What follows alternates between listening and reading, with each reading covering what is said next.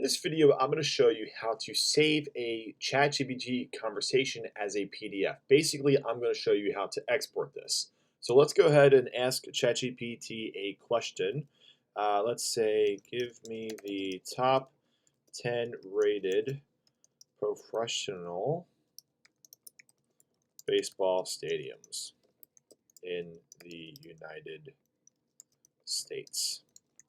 Let's go ahead and fix this spelling here. And let's go ahead and hit enter, and it's going to give us the information, all the stuff here. But the thing that we can do here is go ahead and ask for this in a PDF file. So what I like to do here is basically go ahead and say, great, can you convert this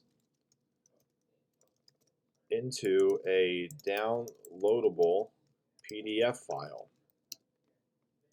And then what that's going to do is it's going to go through its process and basically give us a clickable link that will allow us to download this information as a PDF file. Once it's ready, it will say your PDF is ready, and then we can go ahead and, as you see here, this is a clickable link, and we're going to download the PDF, and then it's going to automatically download to my downloads folder.